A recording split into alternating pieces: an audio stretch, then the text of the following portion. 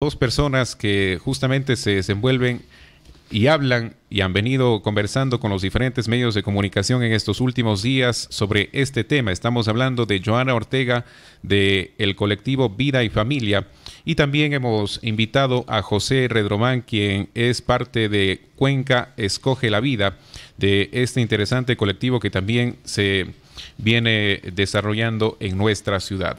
Vamos a hablar justamente de este tema porque en los próximos días, específicamente el 22 de octubre, se vienen unas conferencias y también se tendrá la presencia de ponentes internacionales para hablar sobre este tema, la ideología de género en gestación. Ya nos van a comentar ustedes cuáles son los ponentes que vienen a nuestra ciudad para hablar de estas temáticas. Le damos la bienvenida entonces a Joana Ortega, que nos acompaña en esta mañana. Buenos días. ¿Cómo está? Buenos días, muchas gracias por la invitación. Y bueno, como usted ya había dado un antecedente, pues nosotros como organizaciones y grupos Provida venimos organizando este evento ya que se va a dar en los próximos días, ahora el día lunes y martes 22 y 23 de octubre. Es un evento de tipo académico con el fin de poderle informar a la ciudadanía acerca del tema de ideología de género. El enfoque que traen los autores es un enfoque con el que se va a poder tener una aclaración de algunos aspectos, ¿no? La gente no conoce mucho sobre ideología de género y es importante que tengamos un conocimiento pleno para poder a través de eso ir nosotros tomando nuestras propias decisiones e ir teniendo argumentos para un montón de situaciones que podemos hacerlo como comunidad, ¿no? En estas últimas semanas justamente se han presentado varias manifestaciones de diferentes colectivos que han hablado sobre estos temas y ellos de alguna manera se han sentido vulnerados de sus derechos por cómo se han venido desarrollando este tipo de aspectos. ¿Cuál es la posición que tienen ustedes sobre esto? Bueno, nosotros como organizaciones Provida no lo decimos ahora, lo hemos venido trabajando ya hace algunos meses y quizás un par de años atrás también. Nuestro interés nunca ha sido estar en contra de, sino siempre a favor de. Y nosotros nos hemos mantenido ante la fiel convicción de que es importante defender todos los aspectos que tienen base científica y que tienen una base que permite de alguna manera mantener un equilibrio dentro de una sociedad. Entonces, jamás ha sido nuestro interés y nunca lo hemos hecho como colectivos el irnos en contra de minorías o de personas, peor aún, sino más bien siempre buscar el conocimiento y que las personas podamos tener una apertura más bien a tener argumentos que validen los pensamientos de cada persona, pero que no vulneren los derechos que tenemos cada uno de vivir como deseamos vivir. Entonces, el punto es que últimamente hemos tenido algunos aspectos de tipo de alguna forma dentro de la intervención estatal y de los gobiernos que han querido vulnerar algunos de los derechos que tenemos las familias o los padres de familia frente, por ejemplo, a la educación de nuestros hijos. Entonces hemos venido siempre frenteando eso, que no vamos a permitir una influencia directa de parte de los organismos estatales frente a cualquier cosa que vulnere el derecho de vivir como deseamos vivir. Jamás hemos estado en contra de que alguien viva de una manera diferente a la que nosotros planteamos como una forma propia de vivencia o de creencia, pero tampoco estamos de acuerdo en que el Estado tenga que generar leyes o dictámenes que hagan que esto vaya en contra justamente de esos derechos, ¿no? Justamente el 16 de octubre en la capital de la República, la Fundación Pacta, en coordinación con la Fundación Amor y Fortaleza, emitieron un comunicado en el que se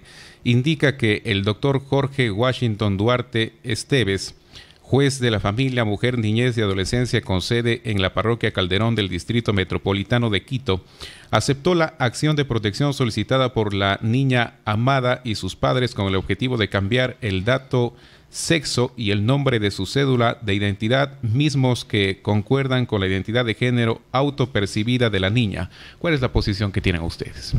Bueno, en realidad un gusto, muy amable por el espacio. En realidad quisiéramos dejar sentado de qué se trata esta ideología de género, porque citamos, pero en realidad la gente desconoce. La ideología de género básicamente lo que propone es una realidad de la sexualidad desarraigándola de su condición natural y presentándola simplemente como un constructo cultural. ¿Eso qué significa? Que la realidad sexual de las personas o la realidad de género de las personas ya no se basa en una realidad biológica, científica, sino se basa en la subjetividad de la interpretación de cada una de las personas y acorde a la construcción de la cultura, a los hábitos, a las costumbres, como nosotros hemos venido creciendo, ¿sí? Entonces, como ahora se considera una liberación de esos estereotipos de género que como los vienen tratando diferentes leyes y como proponen ciertos grupos, el avance en los derechos, en el progreso de las personas, es dejar al libre albedrío la autopercepción. Prueba de ello es el caso que usted acaba de mencionar, en donde ya un niño, biológicamente un niño, está siendo él, con el auspicio de pronto de ciertas organizaciones, así como de sus padres, siendo reconocido como una niña, lo cual todos sabemos de que a la edad de los 9 años, 10 años, cuando estamos en una etapa de la niñez, y eso lo dice la ciencia, estamos en una etapa de desarrollo y de crecimiento de la personalidad, de desarrollo de la personalidad, en donde hay muchos casos que se generan confusiones. Entonces, mal haríamos nosotros en apartar a la ciencia de aquí como para que dé un aval de cuál es el tratamiento a seguir.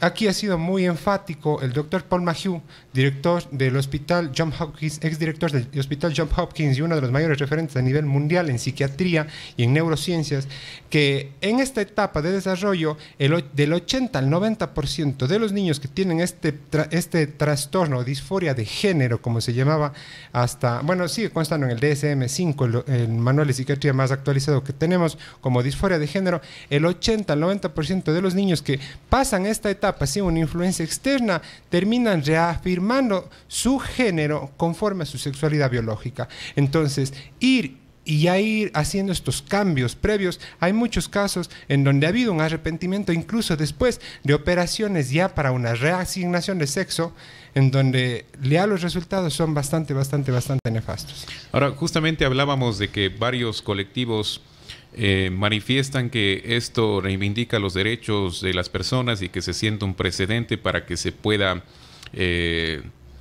tomar este tipo de acciones desde otros tipos de colectivos, de personas que quieran tomar la misma iniciativa, y lo han catalogado como algo necesario y justo para estas personas, tomando en cuenta de que la Constitución, independientemente de la etnia, de la condición de las personas, les garantiza los mismos derechos a todos. Yo quisiera hacer una consulta a la ciudadanía en general, a usted y a todas las personas que nos pueden escuchar. ¿Creen que ustedes es un logro, un alcance, que un niño pueda percibirse como una niña? ¿Creemos que eso sea justo para con ese niño? ¿Creemos que él tiene suficiente criterio para no votar, para no poder comprar alcohol, para no poder salir incluso fuera del país sin la autorización de sus padres, pero ya tiene la autorización o la inteligencia, el intelecto suficiente como para autopercibirse como un género diferente? Eso pensamos que es progreso, eso pensamos que es justo. Entonces, ahí es donde nosotros deberíamos cuestionarnos hasta dónde son los alcances de esta ideología de género, en donde en realidad la amenaza y el riesgo es para nuestros niños, porque este tipo de ideologías, de confusiones que carecen de total rigor científico, se están ya normalizando incluso en los sistemas educativos de nuestra nación. Ahora, también es importante conocer justamente cuál es la posición que deben tener los padres ante la educación de sus niños para que se pueda dar una educación adecuada, para que se pueda guiar hacia el camino correcto, para que se puedan tomar decisiones que al final no les causen controversias o señalamientos sociales cuando ya tengan la adultez. Bueno, José había ya este momento hizo una pregunta acerca de la importancia que tiene que las personas lleguemos a momentos profundos de reflexión sobre varias temáticas que socialmente pueden ser de interés, no solamente para los padres, sino en general para la sociedad y para el mundo entero. Y es el hecho de tener un tiempo para nosotros argumentar las cosas que vamos a mantener en nuestra vida. Entonces, cuando estamos hablando de ideología de género, el caso que usted nos puntuó hace un momento, el tema de esta nena, sí, el punto es, si es que no hemos logrado tomar todos los argumentos que nos pueden ayudar a comprender si es que esto, te hablo de algo que es una palabra que hoy por hoy parece que fuera una mala palabra. Por ejemplo, hablar de lo correcto o lo incorrecto, parece que hoy en esta época es hablar casi de algo totalmente nefasto, ¿sí? Y es que el ser humano necesita tener un marco de regulación para poder llevar su vida. Entonces, el hecho de que los padres no entiendan o en general las personas no comprendan que el desarrollo psicológico de un niño tiene procesos y que tiene estudios frente a cómo se dan las cosas, es una de las cosas que nos preocupa, que es apartar todo lo que la ciencia dice, aspectos psicológicos, sociológicos, antropológicos, neuropsicológicos, acerca de cómo se desarrolla un ser humano, y que todo eso tenga que ser apartado para colocar una serie de ideas que la defiende un grupo de personas o que la defiende alguien que no quiere hacer uso de todos esos argumentos que tenemos. Es decir, todo se hace al lado y solamente quedan las ideas y las conclusiones a las que yo subjetivamente puedo llegar, o el grupo que está manejando estas ideologías puede llegar. Entonces, los padres necesitamos informarnos. Ese es justamente el objetivo del evento que tenemos, es que las personas puedan tener una información vasta sobre lo que es ideología de género, cómo se ha venido trabajando el proceso ideológico a lo largo de los años y en qué momento cultural y social y político, ¿sí?, estamos en la actualidad, para que la gente comprenda todo lo que viene por detrás de estos supuestos derechos que como seres humanos tenemos. Nosotros siempre vamos a defender el derecho, primero, de la integridad como seres humanos, y no estamos de acuerdo en que los seres humanos seamos objetos de experimentación social por ningún tipo de ideología ni por ningún tipo de sistema político. Y lastimosamente vamos a exponer, no vamos nosotros, pero vamos a tener la oportunidad de escucharles a los autores cómo hacen un enfoque sociocultural de cómo la ideología de género es producto de un proceso de ideologías políticas también, y de aspectos y de intereses económicos también que hay por detrás de todo esto. Entonces, nunca estaremos de acuerdo en que un ser humano de cualquier orientación sexual, de cualquier tipo de credo y de cualquier condición sociocultural sea usado para que todas estas ideologías y para que todos estos procesos políticos y económicos mundiales hagan uso de los seres humanos. Entonces nosotros estamos aquí para defender los derechos aún de aquellos que tienen una orientación sexual diferente a la heterosexual, por ejemplo. Estamos aquí para defender los derechos a ser y a tener acceso a la información, tener acceso a que tú puedas entender, comprender, es más, tener el tiempo de poder tener un encuentro contigo, de saber qué te sucede o qué te pasa o qué quieres, hacia allá vamos. No es nuestro interés estar en contra de las decisiones personales de cada ser humano, pero sí vamos a estar en contra de que arbitrariamente un Estado nos imponga elementos que carecen de total, lógica, ¿sí?, de lógica básica, como por ejemplo que un enunciado, para que sea colocado como verdad, tiene que coincidir con los elementos de la realidad. O sea, tiene que haber una coincidencia entre lo que pienso y lo que se ve o lo que se puede percibir en la realidad.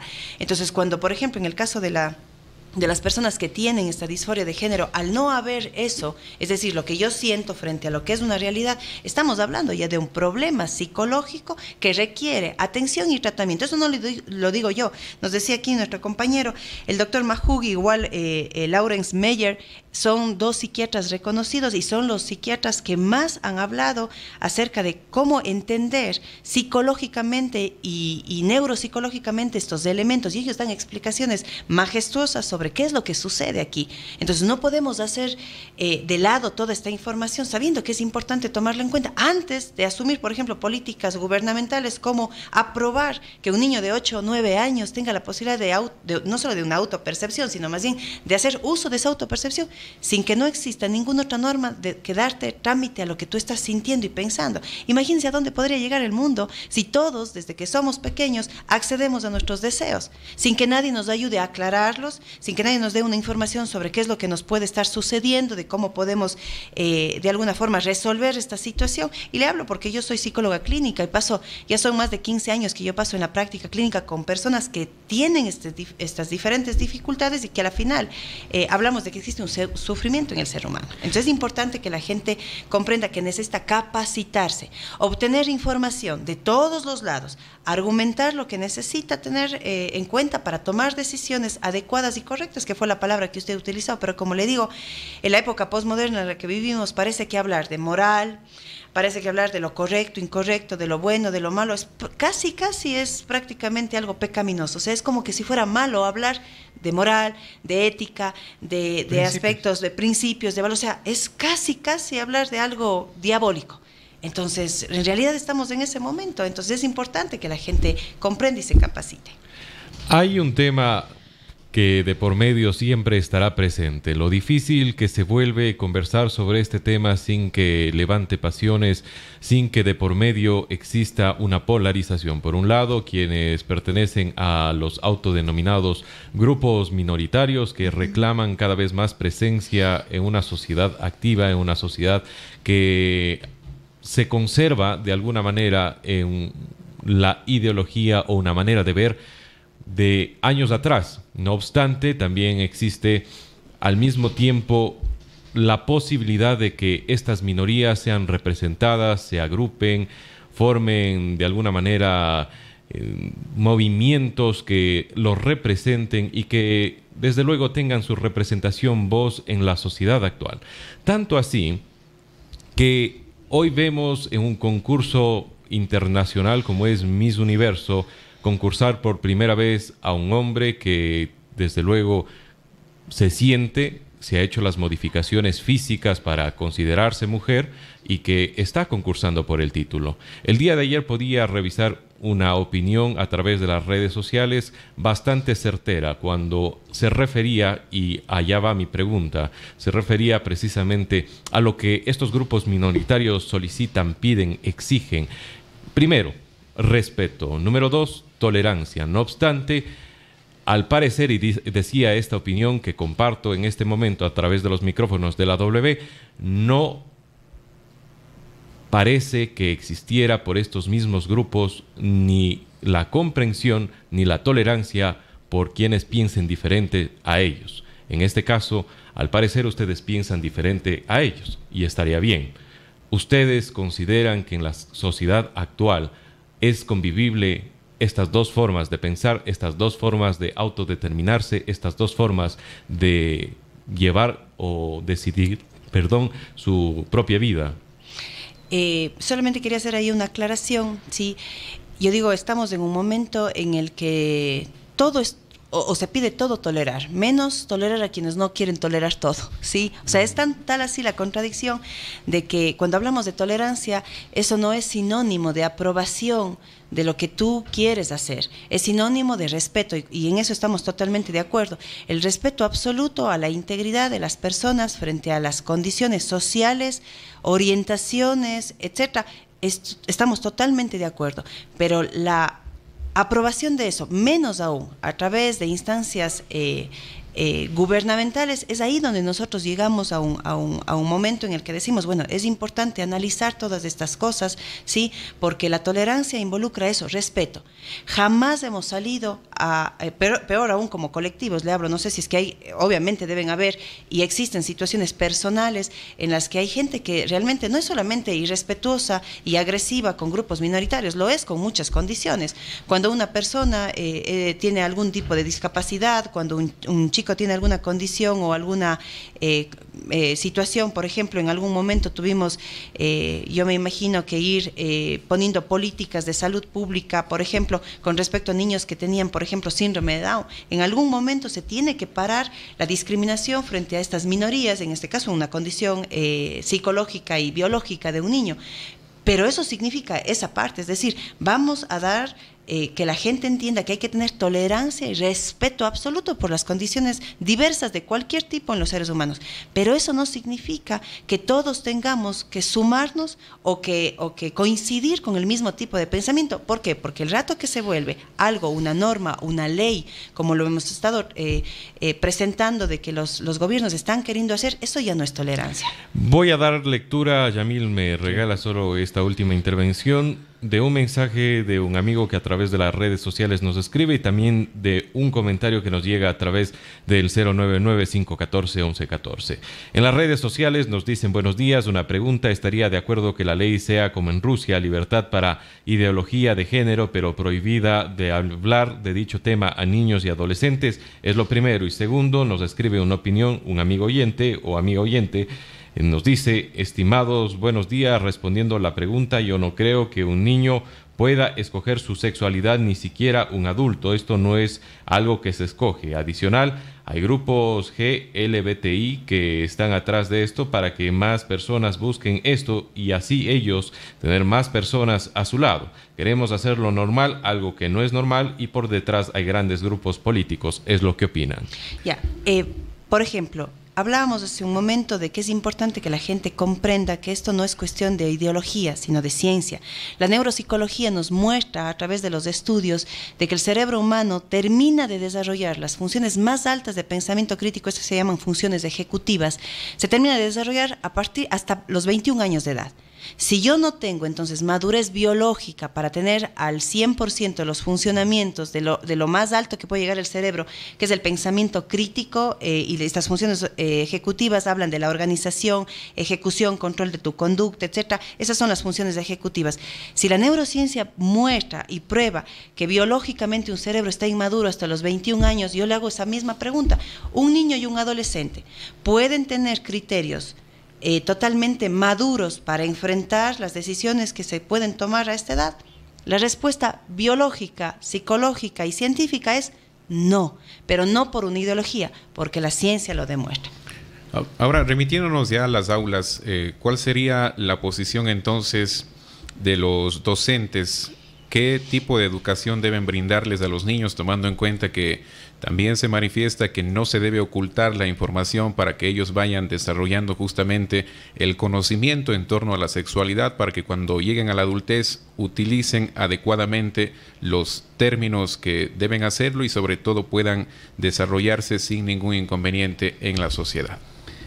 Bueno, ese es uno de los mayores riesgos que nosotros vemos cuando una educación impartida en la sociedad o vertida en la sociedad, o la información vertida en la sociedad, no está basada sobre un rigor claramente científico, sobre ciencias duras, evidentes, probadas, y simplemente caracterizadas por ideologías, y eso se hace la norma. Entonces ahí caemos en el riesgo de estar adoctrinando a las personas no con un rigor científico, sino plenamente con ideologías. Es por eso que nosotros, como reza la Constitución, como padres de familia, lo que solicitamos y hemos venido solicitando permanentemente al Estado, a los ministerios de educación, es lo que reza la Constitución, que los padres tenemos el derecho a escoger el tipo de educación que queremos para nuestros hijos conforme a nuestras creencias y principios. Entonces, ese es un derecho universal, procedente de la Declaración Universal de Derechos Humanos del año de 1948. Entonces, eso es importante que nosotros como padres de familia, eso es algo innegociable, eso es algo que no se nos puede implantar porque es un derecho humano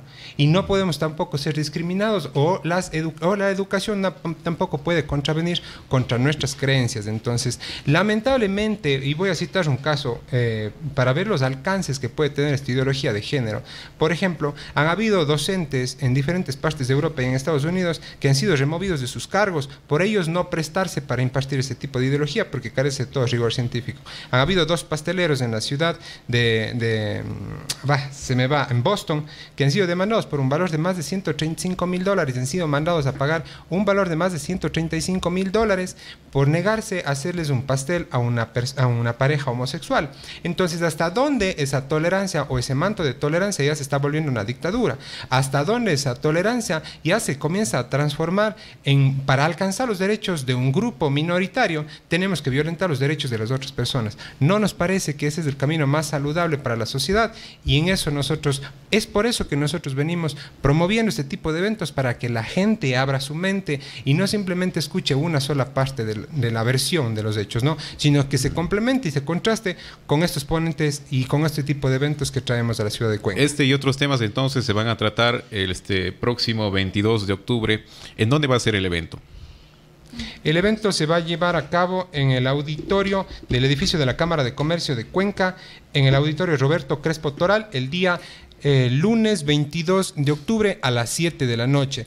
Previa inscripción se pueden inscribir en la página de Cuenca Escoge la Vida o al número telefónico 410-2908. Al número telefónico 410-2908, o también se pueden acercar a los locales de Pretty Woman Boutique, que están ubicados en Alfonso Cordero 136 frente al McDonald's, aquí junto al estadio, o en la avenida Ordóñez Lazo junto a la Bomba Eloy Alfaro. Y para el evento del día 23, que es un evento exclusivo en donde vamos a tener un almuerzo con los ponentes y un conversatorio, a partir de las 10 de la mañana en Jardines de San Joaquín vamos a tener ese evento. También en los mismos lugares que les acabo de mencionar pueden adquirir las entradas, en donde vamos a tener la firma de libros y con estos autores, Agustín Laje y Nicolás Márquez, que hoy por hoy son los mayores referentes en habla hispana de todo este tema. Hemos conversado en esta mañana sobre género y familia con Joana Ortega del colectivo Vida y Familia y con José Redrobán de Cuenca Escoge la Vida. Les agradecemos a ustedes por su presencia. Gracias a Muchas ustedes gracias por la invitación. Gracias. Son las 7:46, corte comercial y volvemos. Inicia publicidad en la W. 200.000 metros, ¿sabes?